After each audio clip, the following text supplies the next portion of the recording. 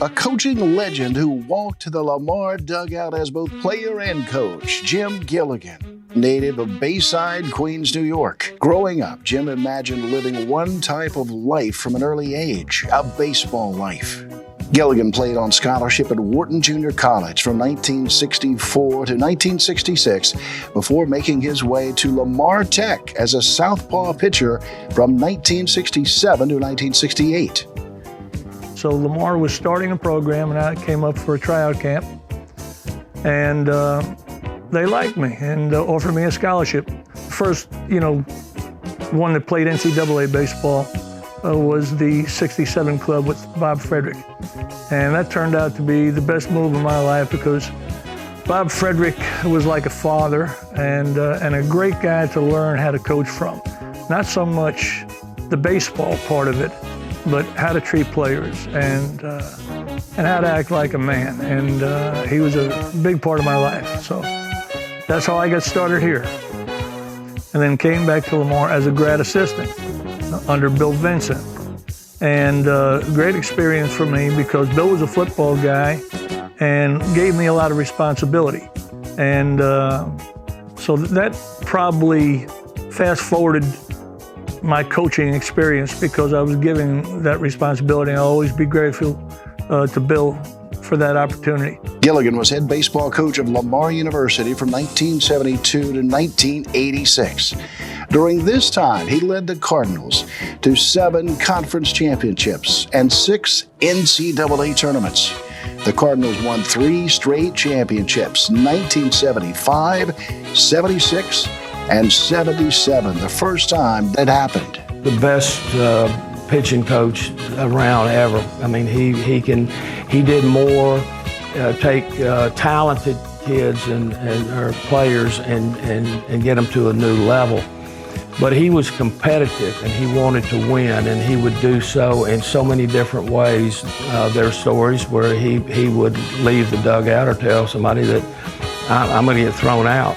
And I'm going to get thrown out, and this is what I'm going to do, and this is what we're going to do. And he would go up and be a crowd pleaser, and he would go talk to a player, and then there was always a strategy, always a reason for what he was doing, and it wasn't always apparent to those that were not familiar with him.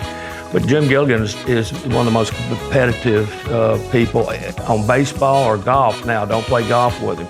He will win. You won't know how he wins, but he'll win.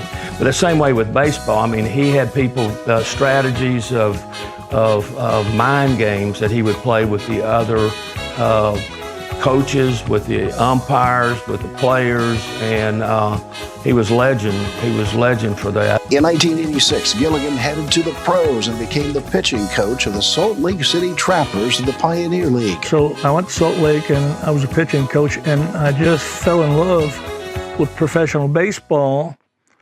The Salt Lake City Trappers played baseball at Dirks Field for less than 10 years, but they left an indelible mark on both the city and professional baseball. They began their tenure in 1985 as members of the Pioneer League, a single-A team in a city that said it couldn't support a baseball team. They had no major league affiliations and could only pay players $500 a month. Despite these obstacles, in the 1987 season, they won an unprecedented 29 games in a row, a professional baseball record that stands to this day. While they did that, their part owner spent time at Dirks Field and all over Salt Lake City. That owner? Bill Murray. The Saturday Night Live alum and star of Ghostbusters would come coach first base for the team at home games, take over as the announcer. He'd even tend bar at Duffy's Tavern and carry on throughout the city. It was fun back then when Van actually put the team together in 1985, is that right? It was a completely independent team, and people said, you can't have baseball in Salt Lake, and we proved that you could. And I had the easiest job. I worked with the pitchers. And so I had fun with the guys down in the bullpen, and we ended up winning the conference championship or the league championship that year. This was 1986. And I was also allowed to work with, positioning the outfielders and a little work with the hitters. So I was having a lot of fun. Gilligan then became the Trappers manager in 1987 and led the team to a professional, record-breaking 29-game win streak, a record that still stands today in professional baseball. Gilligan's game jersey from that win hangs in a special display at the Major League Baseball Hall of Fame in Cooperstown. In 1988, Gilligan was named pitching coach of the Taiwan national team, the same team that represented Taiwan in the Olympics. I told David I was going to open up a player agency, and that interested David. So David wanted to do it. I was reluctant. I thought he was doing me a favor, but he was truthful about wanting to become an agent. He already had the lawyer thing down pat, and he was a baseball guy. So he gave me some money to start our agency, and that went pretty good because I had access to these players for the first 2 years while I was building our agency. And we took on Taiwan. They started a league over there. We sent them players, and we represented them, and we took a percentage of their salary. So that got us to a break-even point on our player agency. And then I had Sandy Lamar Jr. that was ready to go with us.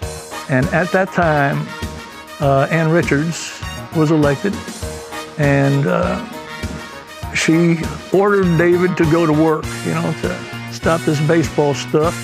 And he became the chair of the Department of Transportation, as you know.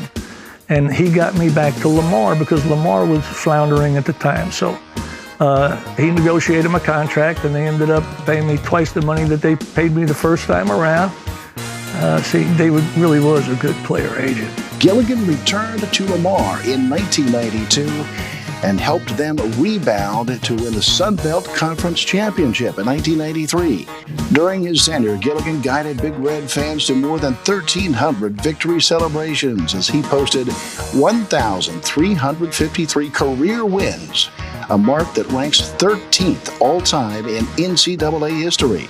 In addition to the wins, Gilligan also led the Cardinals to 11 conference titles in the Southland Conference and a title in the Sun Belt Conference in 1993 when he was also named Sun Belt Conference Coach of the Year.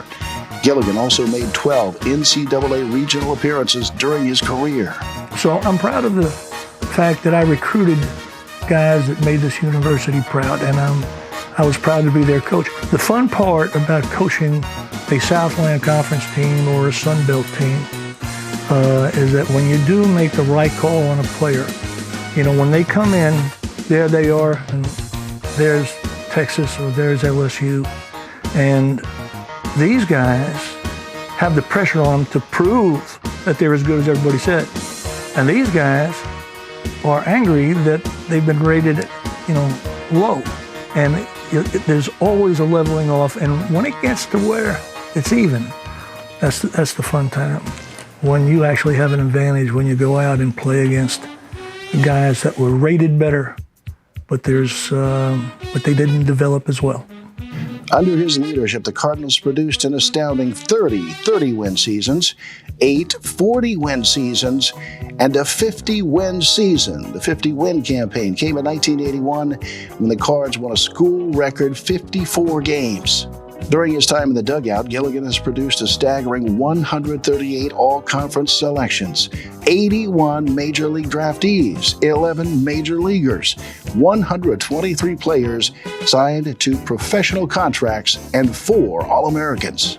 Coach Gilligan wanted to see these young men grow into adults with careers, whether it be baseball. He's had so many different players go on and play Major League Baseball. He's had players go on to coaching. He's had players go on to be very successful players, and he reaches out for those players, like one of our other legends of Lamar being introduced here tonight, Kevin Millar. And he's heading to Arlington to try out for the Texas Rangers. He calls Coach Gilligan and coaches Kev, no, man, Kev, don't do it. They're going to time you. They're going to time you, and you're a great player, but you just don't have the speed that they look for in Major League Baseball. Well, sure enough, Kevin goes up there and didn't make the Rangers squad. And here's the type of guy Gilligan is. Coach called Mike Veck, who is the son of legendary Baseball Hall of Famer Bill Veck, running an independent league up in St. Paul, Minnesota, the Northern League. He says, hey, I got a guy down here, Kevin Millar, you got to give him a chance. Just give him a chance. Kevin goes out, tries out for the St. Paul Saints, and makes it.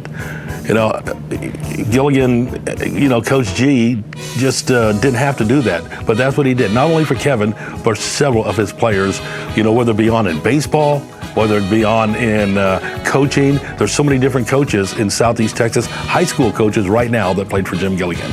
You know, he is a teacher of the game. You hear student of the game. Coach Gilligan is a teacher of the game. Gilligan's extraordinary career also spans the 55-year history of the Southland Conference. He was a player on Lamar's team at the Southland's inception in 1967. That same inaugural year, Gilligan, along with Ron Potts, were the first players to earn all conference honors. Gilligan has been named Southland Conference Coach of the Year 6 times and holds the record as the winningest coach in the Southland Conference. He coached a Southland Player of the Year, 5 Hitters of the Year, and 9 Pitchers of the Year. Gilligan has great pride in being named to an astonishing 4 separate decades teams of the Southland Conference. The all-decade team of 1960s as a player, the 1970s, the 1980s, and the 2000s as a coach. In 2016, the Southland Conference honored his exceptional accomplishments by renaming the annually awarded Southland Conference Champions Trophy to the Jim Gilligan Trophy. Gilligan has been enshrined in multiple Halls of Fame and Honor: the 2004 Texas Baseball Hall of Fame, the 2011 Southland Conference Hall of Honor, the 2012 Lamar University Distinguished Alumni, the 2016 Lamar Hall of Honor, the 2016 Southeast Texas Coaches Hall of Fame, the 2017 Lamar University Baseball Hall of Fame, and the 2018 American Baseball Coaches Hall of Fame. Gilligan's journey has not been alone. His constant support has been his wife, Laverne. They will celebrate their 48th anniversary this year.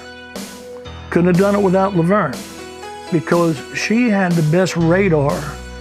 And we'd usually have the recruits over our house, and I'd have a kid that everybody was recruiting, and she'd come in and she'd say, he can't play for you. And I would listen to her. And but she had that radar. She's always been right. Laverne deserves a lot of the credit on that. And we've had great kids, and I'm very proud of what they've done. Not just on the baseball field. I mean, we've had more guys going to pro ball than anybody in our conference, for sure, and most programs in the country. We've had a lot of kids that went from not being drafted onto pro ball. But we've had senators, we've had doctors, we've had engineers, we've had guys in every aspect of life, and I'm really proud about that. If there is a Mount Rushmore of college baseball, Jim Gilligan's face is carved upon it.